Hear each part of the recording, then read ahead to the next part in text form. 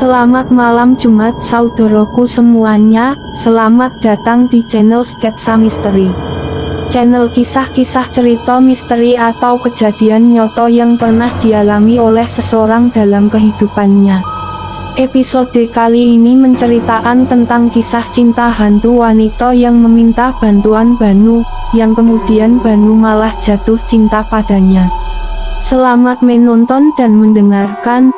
Jangan lupa untuk suka, komen, dan subscribe, agar malam ini kamu bermimpi indah. Salam malam Jumat.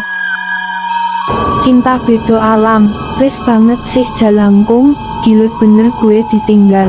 Malah gue lupa bawa dompet lagi, sial. Gontok Banu sembari menendang kaleng yang ada di depannya. Aduh, itu suara seorang gadis misterius. Waduh, kena orang tuh, desis Banu sambil berjalan cepat pulang ke rumahnya. Hari ini nasib Banu terbilang buruk. Belakangan ini dia selalu diganggu makhluk lain. Tepatnya saat kepergian Mita, pacarnya dulu. Dan sekarang, Banu harus jalan sendirian malam karena ditinggal sahabatnya yang bernama Diko. Katanya mereka habis makan di kafe. Tak tahu kenapa sahabatnya yang bertubuh cungkring itu meninggalkan Banu. Mungkin sudah takdir kali. Tak disangka mobil dengan kecepatan tinggi oleng mengarah pada Banu. Sontak Banu diam terkujur kaku, bukannya menghindar justru malah diam di tempat. Koyo di sinetron ojo deh. Tapi untunglah takdir baiknya odo, entah angin dari mono bisa mobil itu berhenti tepat beberapa milimeter di depan Banu. Elok, ucap Banu ketika melihat sosok perempuan yang pernah ia kenal berusaha menghentikan mobilnya. Lari lu, cepet, gue udah nggak kuat nih, ucap gadis itu yang bernama Sito. Banu mengangguk dan menghindar dari mobil itu. Setelah semuanya baik, barulah Sito menghentikan mobil gila itu di depan pohon besar. Pengemudi edan deris Banu. Sito mulai kewalahan kehabisan tenaga. Gadis itu harus kembali ke rumahnya. Saat hendak mau terbang, tenaganya sudah tidak kuat menanggung badannya. Gubrak, Sito jatuh seketika. Banu yang melihat hal itu langsung berlari menghampiri Sito. Hei, ucap Banu memanggil gadis itu. Tak ada jawaban dari Sito.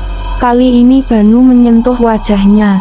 Tidak bisa, hanya bayangan. Oh iya, dia kan hantu, derisnya dalam hati. Aduh, kata Sito meratapi kepalanya ia setelah sadar.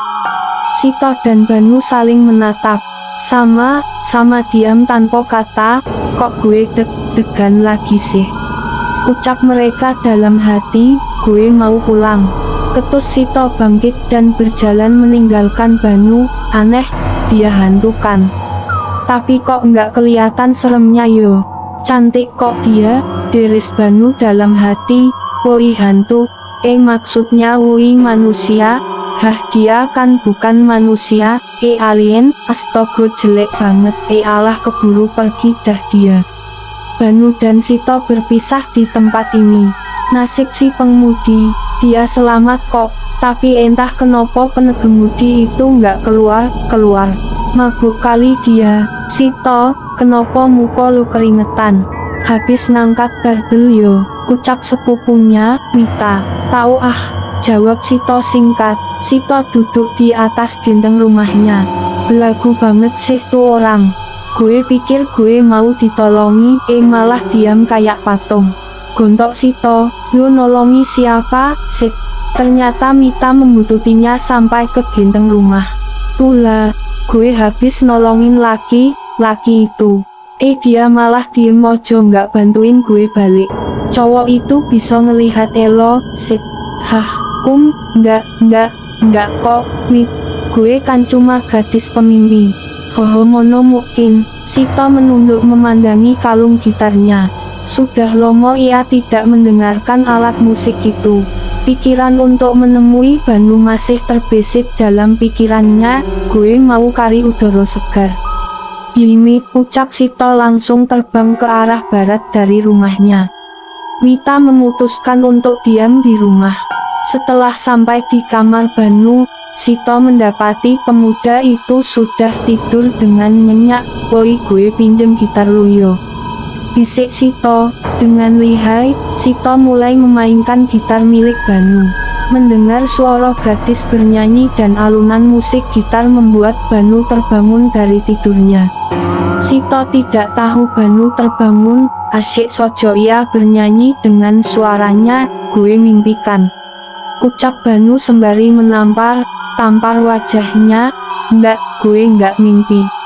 Ini cewek beneran bisa main gitar. Hantu luar biasa dah," desisnya dalam hati. "Ye, just for you I give you all my heart." Banu ikutan bernyanyi. Sito terdiam, kok berhenti. Sini biar gue ojo yang maini. Lu yang nyanyi." Banu duduk di depan kamarnya, tepatnya di luar kamar. Banu mulai memetik gitar itu. Dek itu suara jantung keduanya. Sito mulai bernyanyi kembali. Bukan. Salah tuh, biarin, ini versi gue kok." Sito tak mau mengalah. Nengel, salah itu. "Enggak, salah." Sito diam. Yo suko hati Lola." Banu yang mengalah. Akhirnya keduanya tetap melanjutkan permainan musik mereka walaupun terdengar agak ngawur. "Biarin yang penting happy," begitu moto mereka. Lu udah nggak takut lagi sama gue?" Itu pertanyaan yang ditujukan untuk Banu. Banu kewalahan dan kebingungan menjawab pertanyaan Sito. "Gue bukan penakut kali." Lagak Banu pura orang paling berani, padahal aslinya mengharukan. "Sorry yo kalau selama ini saudara gue nakuti elo. Gue nggak takut kok." Kling. Sito menghilang begitu sojo. Iya, gue nyerah, gue penakut. "Please jangan hilang mendadak gini dong," teriak Banu ketakutan. "Tukan, jangan belagu lu," cengir Sito. Banu dan Sito sama diam. "Lu kok nggak mau nakuti manusia?" Kali ini Banu yang bertanya. "Karena gue kepingin bisa bersahabat dengan manusia. Segala upaya udah gue lakui, nyatanya manusia masih takut sama gue. Gue mau kok jadi sahabat lu." "Hah?" Banu mengangguk. "Astaga, mimpi opo gadis ini tadi siang?" Sampai pemuda ini dengan mantapnya menyetujui permohonan Sito. Sito menangis terharu. "Bener lu mau jadi sahabat gue?" ucap Sito meyakinkan. Banu mengangguk. Spontan gadis itu teriak dan tanpa sengaja ia memeluk Banu. Tapi tidak bisa, sebab dia manusia bukan termasuk golongannya. Maaf." Sito menunduk malu. Ada rasa deg-degan di jantung Banu saat Sylvie tidak sengaja memeluknya. Bukan karena ia takut, tapi entah kenapa Banu merasa ada kenyamanan bila dekat dengan gadis ini. Semua kembali hening. Mereka menatapi pohon dan rembulan di sono. Sampai akhirnya Banu memberanikan diri untuk mengenalkan dirinya. "Gue Banu. Di sini rumah gue." Sito tersenyum. "Gue Sito, rumah gue di Suoko Indah." "Hantu punya rumah, lu ngeledek gue." Banu tercengir. Lu kenapa bisa jadi hantu?" "Gue ditabrak." Banu mengeritkan keningnya. "Lah kok bisa?" "Yah bisa lah." Sito menarik nafas panjang. "Gue kecelakaan, nggak tahu deh siapa yang nabrak." Kamu?" Belum lagi Sito selesai bicara, Dimas tiba keluar dari rumah Banu. "Lu ngomong sama siapa tadi?" Banu kebingungan. Kalau dia berkata jujur, yang ada sahabatnya ini akan menduga dia yang enggak. Terpaksa bohong dikit deh. "Gue habis buat drama, Dim. Lu tahu sendiri kan gue orangnya dramatis." Dimas terpelongo bengong.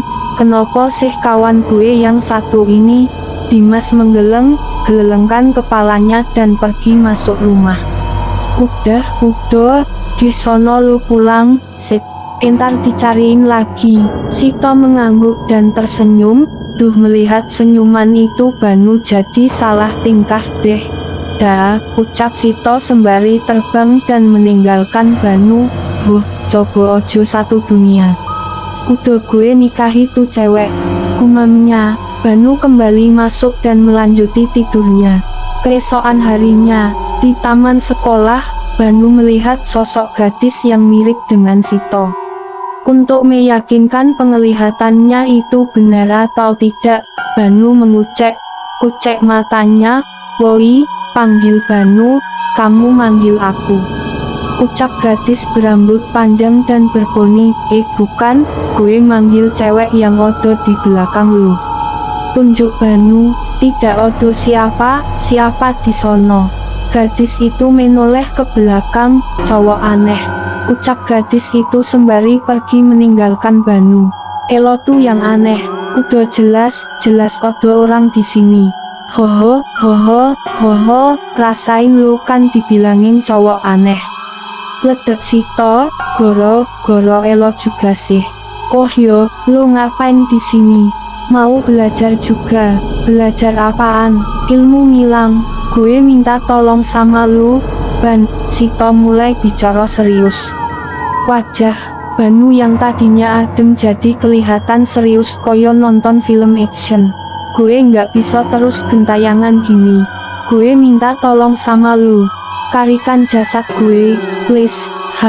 Banu terkejut bukan kepalang. Odo rasa takut juga harus melakukan hal konyol itu.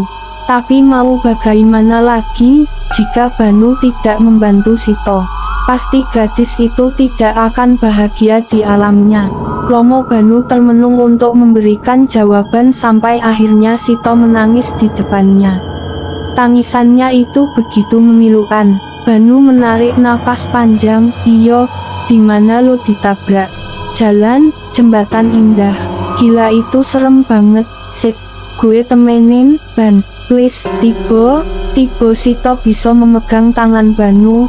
Loh, odo opo ini? Kok, lu bisa nyentuh gue? Gue juga nggak tahu. Itu nggak penting, lu mau kan nolongin gue. Gue janji kalau lu bisa nemui jasad gue bakalan nggak pernah lagi muncul di depan lu. Banu diam. Sebenarnya dengan tidak mencari jasad Sito pun Banu bahagia bersamanya. Setiap hari bisa melihatnya. Dia sudah terlanjur jatuh cinta dengan gadis itu. Walaupun kenyataannya perasaan itu jatuh pada orang yang sudah mati. Ban, please, ucap Sito terus menangis. Banu mengangguk. Mau, oke, entar malam gue bakalan nyari jasad lo. Sito tersenyum.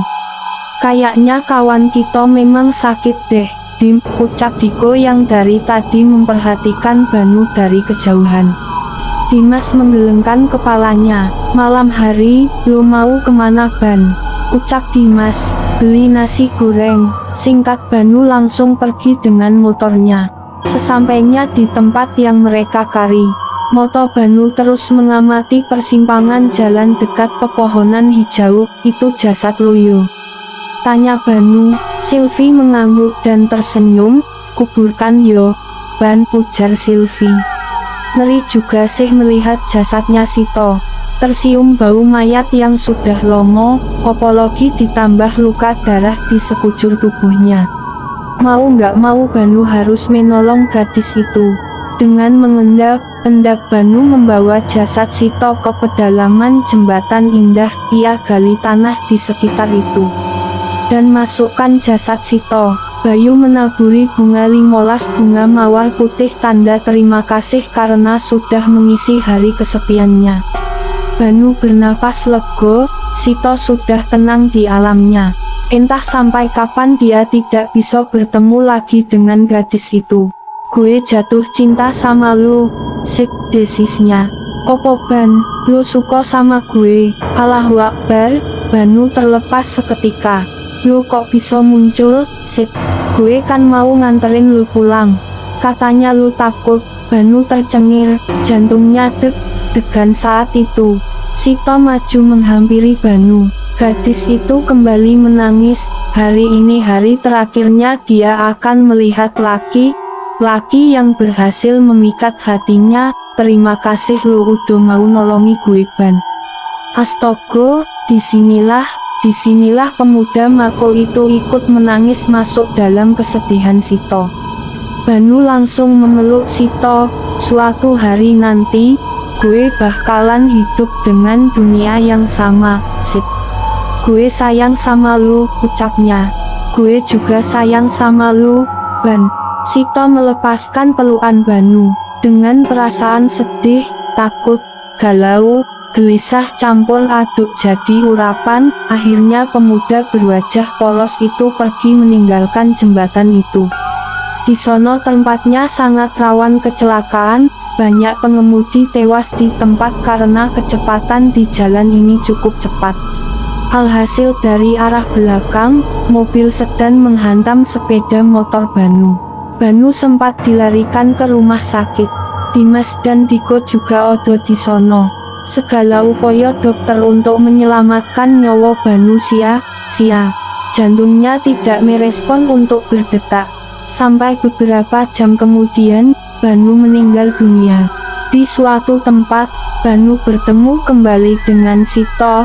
Kan gue udah bilang, kita bakalan hidup di satu dunia, ucap Banu. Untung ojo lu nggak bunuh diri goro kepingin ngejar cinta gue.